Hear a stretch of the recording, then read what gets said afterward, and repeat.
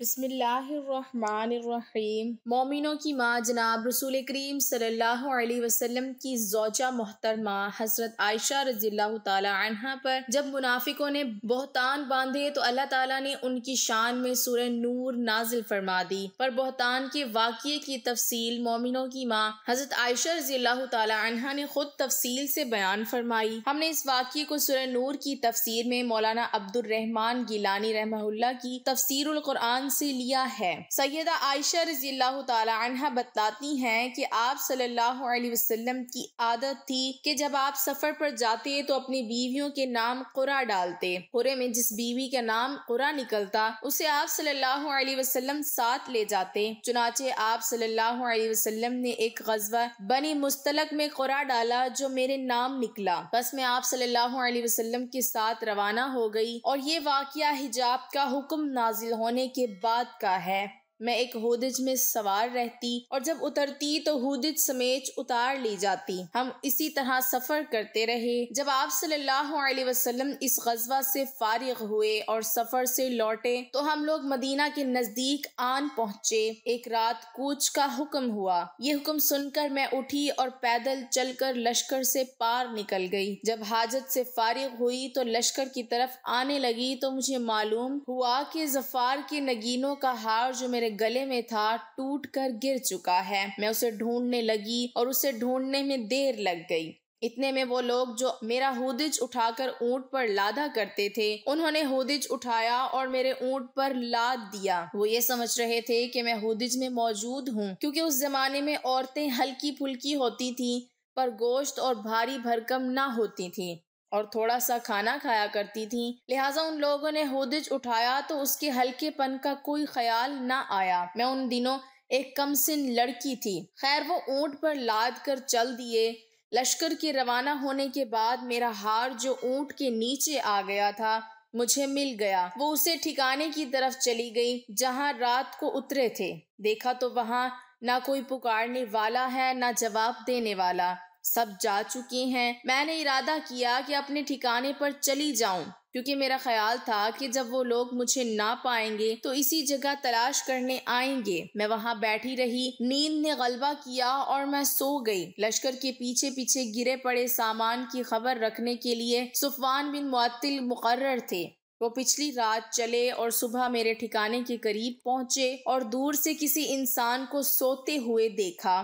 پھر میرے قریب آئے تو مجھے پہچان لیا، کیونکہ حجاب کا حکم نازل ہونے سے پہلے انہوں نے مجھے دیکھا تھا۔ جب انہوں نے مجھے پہچان کر انا للہ و انا الیہ راجعون پڑھا تو میں بیدار ہو گئی اور اپنی چادر سے اپنا چہرہ ڈھانپ لیا۔ اللہ کی قسم انہوں نے نہ مجھ سے کوئی بات کی اور نہ میں نے انا للہ و انا الیہ راجعون کے سوا کوئی بات سنی۔ انہوں نے اپنی سواری بٹھائی اور اس کا پاؤں اپنے ہاتھ سے دبائے رکھا تو میں اس پر سوار ہو گئی۔ وہ پیدل چلتے رہے اور اونٹنی کو چلاتے رہے تاکہ ہم لشکر سے اس وقت جا ملے جب وہ عین دوپہر کو گرمی کی شدت کی وجہ سے اترے ہوئے تھے، اور جن لوگوں کی میں تباہی لکھی تھی وہ تباہ ہوئے۔ اس تہمت کو سب سے زیادہ پھیلانے والا عبداللہ بن ابی ابن سلول رئیس منافقین تھا۔ خیر ہم لوگ مدینہ پہنچے۔ وہاں پہنچ کر میں بیمار ہو گئی اور مہینہ بھر بیمار رہی۔ لوگ تہمت لگانے والوں کی باتوں کا چرچا کرتے رہے اور مجھے خبر تک نہ ہوئی۔ البتہ ایک بات سے مجھے وہم سا پیدا ہوا، وہ یہ تھی کہ آپ کی وہ مہربانی جو بیماری کی حالت میں مجھ پر ہوا کرتی تھی وہ اس بیماری میں تھی۔ آپ تشریف لاتے، السلام علیکم کہتے، پھر یہ پوچھ کر کہ اب طبیعت کیسی ہے چل دیتے۔ اس بات سے مجھے کچھ شک تو پڑتا مگر کسی بات کی خبر نہ تھی۔ بیماری سے کچھ افاقہ ہوا اور ابھی کمزور ہی تھی کہ مناسا کی طرف گئی۔ مستہ کی ماں سلمہ میرے ساتھ تھی۔ ہم لوگ ہر رات کو وہاں رفع حاجت کے لیے جایا کرتے تھے۔ یہ اس وقت کی بات ہے جب اپنے گھروں کے نزدیک ہم بیت الخلاء نہیں بناتے تھے بلکہ اگلے زمانے کے عربوں کی طرح رفع حاجت کے لیے جنگل میں جایا کرتے۔ کیونکہ گھروں کے قریب بیت الخلاء بنانے سے بدبو ہمیں تکلیف دیتی۔ خیر میں اور مستہ کی ماں جو ابورہم بن عبد المناف کی بیٹی اور ان کی ماں سحر بن عامر کی بیٹی ابو بکر صدیق کی خالہ تھی، اس کا بیٹا مستہ تھا۔ رفع حاجت سے فراغت بعد ہم دونوں گھر کو آ رہے تھے کہ مستہ کی ماں کا پاؤں چادر میں الجھ کر پھسلا تو وہ کہنے لگی مستہ ہلاک ہو۔ میں نے اس سے کہا کیا کہتی ہو؟ کیا تم ایسے شخص کو کوستی ہو جو بدر میں شریک تھا؟ وہ کہنے لگی اے بھولی لڑکی، کیا تم نے وہ کچھ بھی سنا ہے جو وہ کہتا ہے؟ پوچھا کیا کہتا ہے؟ تب اس نے تہمت لگانے والوں کی باتیں مجھ سے بیان کی تو میری بیماری میں مزید اضافہ ہو گیا۔ جب میں گھر پہنچی تو رسول اللہ صلی اللہ علیہ وسلم تشریف لائے اور سلام کی بات پوچھا، اب طبیعت کیسی ہے؟ میں نے کہا آپ مجھے اجازت دیجیے، میں اپنے والدین کے ہاں جانا چاہتی ہوں۔ میرا مطلب یہ تھا کہ اس خبر کی تحقیق کروں۔ رسول اللہ صلی اللہ علیہ وسلم نے مجھے اجازت دے دی تو میں اپنے والدین کے ہاں آ گئی۔ میں نے اپنی ماں سے کہا امی یہ لوگ میری نسبت کیا فضول باتیں کر رہے ہیں؟ اس نے کہا بیٹی اتنا رنج نہ کرو، اللہ کی قسم اکثر ایسا ہوتا ہے کہ جب کسی مرد کے پاس کوئی خوبصورت عورت ہوتی ہے اور وہ اسے پیار کرتا ہے اور اس کی سوکنے بھی ہوں تو سوکنے بھی بہت کچھ کرتی رہتی ہیں۔ میں نے کہا سبحان اللہ، لوگوں نے اس کا چرچا بھی کر دیا۔ چنانچہ میں ساری رات روتی رہی۔ صبح ہو گئی مگر میرے آنسو نہ تھمتے تھے اور نہ مجھے نیند آتی تھی۔ رسول اللہ صلی اللہ علیہ وسلم نے سیدنا علی رضی اللہ تعالی عنہ اور اسامہ بن زید رضی اللہ تعالی عنہ کو بلایا کیونکہ وحی اترنے میں دیر ہو رہی تھی اور آپ صلی اللہ علیہ وسلم اس سلسلے میں ان سے مشورہ چاہتے تھے۔ چنانچہ اسامہ بن زید رضی اللہ تعالی عنہ نے آپ صلی اللہ علیہ وسلم کو وہی مشورہ دیا جو وہ جانتے تھے کہ عائشہ ایسی ناپاک باتوں سے پاک ہیں، اور اسامہ رضی اللہ تعالی عنہ کو آپ صلی اللہ علیہ وسلم کی بیویوں سے محبت تھی۔ انہوں نے صاف کہہ دیا کہ عائشہ پاک دامن اور بے قصور ہیں، اور سیدنا علی ابن ابی طالب نے کہا یا رسول اللہ صلی اللہ علیہ وسلم، اللہ تعالیٰ آپ پر تنگی نہیں کرے گا، عائشہ رضی اللہ تعالی عنہ کے علاوہ اور بھی بہت عورتیں ہیں، اور اگر آپ صلی اللہ علیہ وسلم بریرہ رضی اللہ تعالی عنہ سے پوچھیں تو آپ کو ٹھیک ٹھیک بتا دیں گی۔ چنانچہ آپ صلی اللہ علیہ وسلم نے بریرہ رضی اللہ تعالی عنہ کو بلایا اور ان سے پوچھا کیا تم نے کوئی ایسی بات بھی دیکھی ہے کہ عائشہ کے متعلق تمہیں کچھ شک ہو؟ بریرہ نے کہا اس کی قسم جس نے آپ کو حق کے ساتھ بھیجا، میں نے ایسی کوئی بات نہیں دیکھی۔ ہاں میں اس میں ایک بات دیکھتی ہوں اور اسے چشم پوشی کر جاتی ہوں، اور وہ یہ کہ وہ بھی کم سن بچی ہے، آٹا گوندا پڑا چھوڑ کر سو جاتی ہے اور بکری آ کر آٹا کھا جاتی ہے۔ میرا وہ دن بھی رونے دھونے میں گزرا اور میں مسلسل 2 دن سے رو رہی تھی، نہ میرے آنسو تھمے اور نہ نیند آتی۔ میرے والدین سمجھے کہ رو رو کر میرا کلیجہ پھٹ جائے گا۔ پھر ایسا ہوا کہ والدین پاس بیٹھے تھے اور میں رو رہی تھی کہ ایک انصاری عورت نے اندر آنے کی اجازت مانگی۔ میں نے اجازت دی تو وہ بھی میرے ساتھ رونے لگی۔ اسی حالت میں آپ صلی اللہ علیہ وسلم تشریف لائے، سلام کیا، پھر بیٹھ گئے۔ اس سے پہلے جب سے مجھ پر تہمت لگی تھی آپ صلی اللہ علیہ وسلم میرے پاس نہیں بیٹھتے تھے۔ 1 مہینہ آپ انتظار کرتے رہے مگر وحی نہ آئی۔ آپ صلی اللہ علیہ وسلم نے بیٹھ کر تشہد پڑھا، پھر فرمایا عائشہ مجھے تیری نسبت ایسی ایسی خبر آئی ہے، اگر پاک ہے تو اللہ تیری برات فرمائے گا، اور اگر واقعی تجھ سے قصور ہو گیا ہے تو اللہ سے اپنے قصور کی معافی چاہ اور توبہ کر، کیونکہ جب بندہ گناہ کا اقرار کرتا ہے پھر اللہ کی حضور توبہ کرتا ہے تو اللہ ان کی گناہ بخش دیتا ہے۔ جب آپ یہ گفتگو ختم کر چکے تو یک بار بھی میرے آنسو تھم گئے، یہاں تک کہ ایک قطرہ بھی میری آنکھوں میں نہ رہا۔ میں نے اپنے والد سے وہ آپ صلی اللہ علیہ وسلم کو جواب دیں، وہ کہنے لگی اللہ کی قسم میں نہیں جانتا کہ کیا جواب دوں۔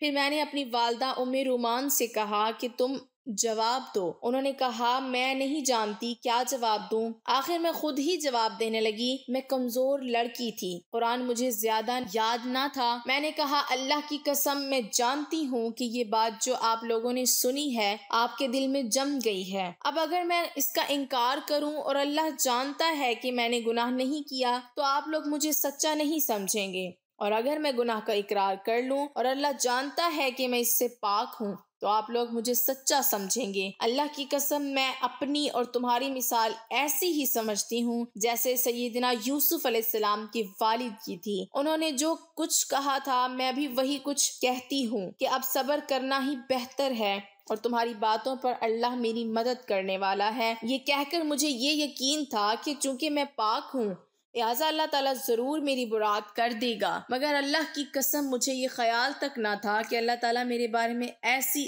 آیات نازل کرے گا جو ہمیشہ پڑھی جائیں گی۔ میں اپنی شان اس سے بہت کم تر سمجھتی تھی۔ ہاں مجھے یہ امید ضرور تھی کہ رسول اللہ صلی اللہ علیہ وسلم کوئی خواب دیکھیں گے جس سے آپ پر میری برات واضح ہو جائے گی۔ پھر اللہ کی قسم ابھی اللہ کے رسول وہاں سے ہلے بھی نہ تھے اور نہ کوئی دوسرا آدمی ہی وہاں سے باہر گیا تھا کہ آپ پر وحی نازل ہونا شروع ہو گئی۔ معمول کے مواقف آپ پر سختی ہونے لگی اور پسینہ موتیوں کی طرح آپ کے بدن سے ٹپکنے لگا۔ حالانکہ وہ دن سردی کا دن تھا مگر وحی اترنے میں ایسے ہی سختی ہوتی تھی۔ جب وحی ختم ہوئی تو آپ صلی اللہ علیہ وسلم خوش تھے اور ہنس رہے تھے۔ پھر پہلی بات آپ صلی اللہ علیہ وسلم نے یہی کی، عائشہ اللہ تعالیٰ نے تمہاری برات فرما دی۔ میری والدہ مجھے کہنے لگی اٹھو اور آپ صلی اللہ علیہ وسلم کا شکریہ ادا کرو۔ میں نے کہا اللہ کی قسم میں نہیں اٹھوں گی، میں تو صرف اللہ عز و جل کا شکریہ ادا کروں گی۔ اس وقت اللہ تعالیٰ نے یہ آیتیں اتاری سورہ نور میں جس کا ترجمہ یہ ہے، جن لوگوں نے تہمت کی باتیں کی وہ تم سے ہی ایک ٹولہ ہے، اسے تم اپنے لیے برا نہ سمجھو بلکہ یہ تمہارے لیے بہتر ہے۔ جس نے اس میں جتنا حصہ لیا اتنا ہی گناہ کمایا، اور ان میں سے جو اس تہمت کے بڑے حصے کا ذمہ دار بنا اس کے لیے عذاب عظیم ہے۔ جب تم نے یہ قصہ سنا تو مومن مردوں اور عورتوں نے اپنے دل میں اچھی بات کیوں نہ سوچی اور یوں کیوں نہ کہہ دیا یہ تو صریح بہتان ہے۔ پھر یہ تہمت لگانے والے اس پر 4 گواہ کیوں نہ لا سکے؟ پھر جب یہ گواہ نہیں لا سکے تو اللہ کے ہاں یہی جھوٹے ہیں۔ اور اگر تم دنیا اور آخرت میں اللہ کا فضل اور اس کی رحمت نہ ہوتی تو جن باتوں میں تم پڑ گئے تھے اس کی پاداش میں تمہیں عذاب عظیم آ لیتا۔ جب تم اپنی زبانوں سے اس بہتان کو اچھالتے تھے اور اپنے منہ سے وہ کہہ رہے تھے جس کے متعلق تمہیں علم نہ تھا اور تم اسے معمولی سمجھ رہے تھے حالانکہ وہ اللہ کی ہاں بہت بڑی تھی، اور جب تم نے یہ قصہ سنا تھا تو تم نے یوں کیوں نہ کہہ دیا ہمیں یہ نہیں کہ ایسی بات کرے تو پاک ہے، یہ تو بہت بڑا بہتان ہے۔ اللہ تمہیں نصیحت کرتا ہے کہ اگر تم مومن ہو تو آئندہ کبھی ایسی حرکت نہ کرنا۔ اللہ تمہیں واضح ہدایت دیتا ہے اور وہ سب کچھ جاننے والا اور حکمت والا ہے۔ جو لوگ یہ چاہتے ہیں کہ ایمان لانے والوں میں بے حیائی کی اشاعت ہو ان کے لیے دنیا میں بھی المناک عذاب ہے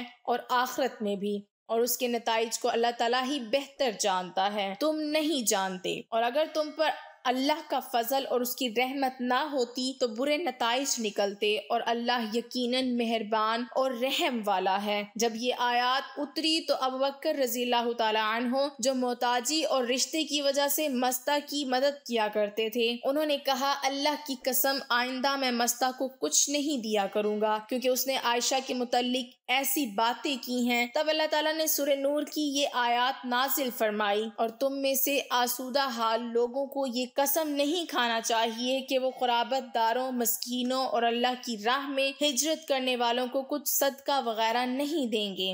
انہیں چاہیے کہ معاف کر دے اور درگزر کریں۔ کیا تم پسند نہیں کرتے کہ اللہ تمہیں معاف کر دے؟ اور اللہ بخشنے والا اور رحم کرنے والا ہے۔ یہ آیات سن کر ابوبکر رضی اللہ تعالیٰ عنہ کہنے لگے اللہ کی قسم مجھے یہ پسند ہے کہ اللہ مجھے بخش دے۔ پھر مستہ سے پہلے سا سلوک کرنے لگے اور کہا اللہ کی قسم جب تک مستہ زندہ رہا میں یہ معمول بند نہ کروں گا۔ سیدہ عائشہ رضی اللہ تعالیٰ عنہ کہتی ہیں کہ اس تہمت کے زمانے میں آپ صلی اللہ علیہ وسلم زینب بنت حجس ام المومنین سے میرا حال پوچھتے، تم عائشہ کو کیسی سمجھتی ہو اور تم نے کیا دیکھا ہے؟ تو انہوں نے کہا یا رسول اللہ صلی اللہ علیہ وسلم میں اپنے کان اور آنکھیں خوب احتیاط سے رکھتی ہوں، میں تو عائشہ رضی اللہ تعالی عنہ کو اچھا سمجھتی ہوں۔ آپ صلی اللہ علیہ وسلم کی بیویوں میں سے زینب ہی میرے برابر کی تھی، بڑھ چڑھ کر رہنا چاہتی تھی، اللہ نے ان کی پرہیزگاری کی وجہ سے انہیں بچا لیا اور ان کی بہن حمنا بنت حجش اپنی بہن سے اس بارے میں جھگڑنے لگی، تو جیسے دوسرے تہمت لگانے والے تباہ ہوئے وہ بھی تباہ ہوئی۔ میری بہنوں، آپ نے اپنی روحانی ماں کی زبان سے سارا واقعہ ملاحظہ کر لیا۔ اس سے جو سب سے بڑا سبق ملتا ہے وہ یہ کہ ایک پاک دامن عورت کی عزت کا اللہ کے ہاں کیا بلند مقام ہے کہ اللہ کریم نے حضرت عائشہ رضی اللہ تعالی عنہا کی شان میں سورہ نور نازل فرما دی۔